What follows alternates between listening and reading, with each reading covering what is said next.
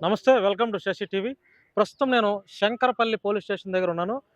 ఏదైతే అఘోరి వర్షిణి వివాదం ఏదైతే ఉందో ఆ అఘోరిని అంటే అఘోరి అనబడే లేడీ శ్రీనివాస్‌ని ఈరోజు పోలీసులు అరెస్ట్ చేసి రిమాండ్‌కి తరలించడం జరిగింది. వర్షిణినైతే శంకరపల్లి పోలీస్ స్టేషన్‌కి పోలీసు వారు వారి హ్యాండ్ ఓవర్‌లో పెట్టుకున్నారు. పెట్టుకొని ఇప్పుడే హైదరాబాద్‌లో ఉన్నటువంటి కస్తూరిబా రీహాబిలిటేషన్ సెంటర్‌కి తీసుకొని వెళ్లారు.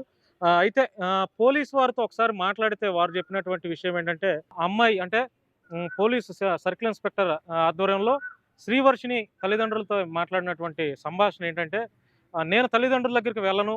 నాకు వాళ్ళ దగ్గర నుంచి ప్రాణహాని ఉంది.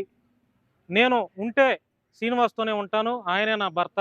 అతనే నా ప్రేమికుడు అంటూ సాక్షాత్తు సీఐ గారి ఆధ్వర్యంలో తల్లిదండ్రులతో శ్రీవర్షిని ఈ రకంగా మాట్లాడింది. తల్లిదండ్రులైతే మాత్రం చాలా బాధపడుతూ చాలా ఆవేదన పడుతూ మేము బాగా చూసుకుంటాం నీకు మంచి పెళ్లి చేస్తామని చెప్పి ఈ రకంగా మంచి మాటలు చెప్పినా కూడా ఫలితం లేకుండా పోయింది. శ్రీవర్షిని అయితే తల్లిదండ్రుల మాట కూడా కాదని పోలీసు వారు చెప్పినటువంటి మంచి మాటలు కూడా పక్కన పెట్టేసేసి కరాఖండిగా నాకు శ్రీనివాసే కావాలని చెప్పి నేను అతనితోనే ఉంటాను, అవసరమైతే జైల్లో కూడా వెళ్తానని చెప్పి ఆ అమ్మాయి కరాఖండిగా మాట్లాడుతుంది. అయితే ఎవరు నచ్చజెప్పినా కూడా పోలీసు వారు నచ్చజెప్పినా తల్లిదండ్రుల వారు నచ్చజెప్పినా ఆఖరికి మా మీడియా వారు కూడా కొంత నచ్చజెప్పే ప్రయత్నం చేసినా కూడా ఆ అమ్మాయి తను నిలబడినటువంటి మాట మీదే ఉంటుంది. తను ఎవరి మాట వినట్లేదు.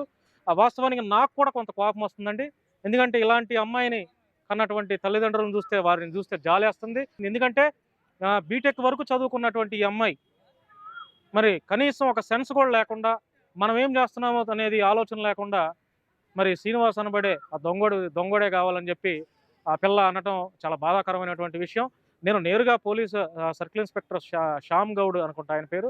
ఆయనతో కూడా మాట్లాడినా కన్విన్స్ చేసే ప్రయత్నం చేసినా కూడా మరి నా వల్ల అయితే అవ్వలేదు. ఆ అమ్మాయిని కస్తూరిబా రీహాబిలిటేషన్ సెంటర్ హైదరాబాద్ నార్సింగ్ పరిధిలో ఉన్నటువంటి కస్తూరిబా రీహాబిలిటేషన్ సెంటర్‌కి అయితే ఆ అమ్మాయిని తీసుకువెళ్ళడం జరిగింది.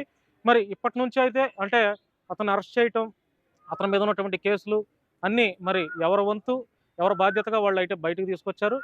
అతనైతే రిమాండ్‌కి వెళ్ళటం జరిగింది. ఇంకా అంబేద్కరిస్టులు అంటే అంబేద్కర్ భారత రాజ్యాంగ నిర్మాత అంబేద్కర్‌ని అసభ్య పదజాలంతో దూషించిన నేపథ్యంలో కూడా అతని మీద రాష్ట్ర వ్యాప్తంగా ఉన్నటువంటి అంబేద్కరిస్టులు అవ్వచ్చు, సామాజిక కార్యకర్తలు వాళ్ళు కూడా పెద్ద ఎత్తున కేసులు కూడా పెట్టే ఆలోచన ఉంది. అయితే ఇప్పటి వరకు శ్రీనివాస్ మీద ఒక 3 కేసులు నమోదైనట్టు ఉన్నాయి. ఇంకా మరికొద్ది రోజుల్లో ఇంకా కేసులు పెరిగే అవకాశం కూడా ఉంది. సరే ఏదేమైనా కూడా అఘోరా అనబడే ఈ శ్రీనివాస్ ప్రస్తుతం రిమాండ్ ఖైదీగా ఉన్నాడు. వర్షిణి మాత్రం కస్తూరిబా రిహాబిలిటేషన్ సెంటర్‌లో పోలీసు వారి సంరక్షణలో పోలీసు వారే నేరుగా అంటే పోలీసు వారి దగ్గరుండి అమ్మాయిని రీహాబిలిటేషన్ సెంటర్‌కి తరలించారు. ప్రస్తుతం శ్రీవర్షిని అఘోరా వివాదంలో ఈ రోజుకున్నటువంటి వివాదం, ఈ రోజుకున్నటువంటి అప్డేట్స్ ఇది. మరి ఇక ఆ అమ్మాయిని మరి భగవంతుడే కాపాడాలి. మరి తల్లిదండ్రుల దగ్గరికి వెళ్తుందా? లేదంటే శ్రీనివాస్ వచ్చే వరకు ఆ రీహాబిలిటేషన్ సెంటర్‌లోనే ఉంటుందా? లేకపోతే ఏం జరుగుతుందనేది ఇక మనకైతే తెలీదు. మనమైతే ప్రతి ఒక్కరు మీడియా నుంచి, పోలీసు వారి దగ్గర నుంచి ప్రతి ఒక్కరు కూడా శివరుద్ర స్వామి గారు ఇలా ప్రతి ఒక్కరు కూడా వారి ఒక ప్రయత్నం చేశారు. ఎలా అయినా సరే శ్రీవర్షిణిని తల్లిదండ్రుల వద్దకు పంపాలనే ఒక ప్రయత్నం కూడా చేశారు. కానీ ఆ ప్రయత్నం కాస్త ఫలించలేదన్నట్టుగా మరి నాకైతే తెలుస్తుంది.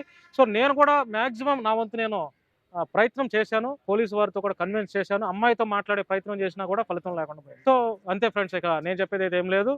ఫైనల్‌గా శ్రీవర్షిని అఘోరి ఇష్యూ మధ్య ఇవే అప్డేట్స్. ఈ యొక్క వీడియో చూసిన తర్వాత మీ యొక్క అభిప్రాయాన్ని కామెంట్ రూపంలో తెలియజేయండి.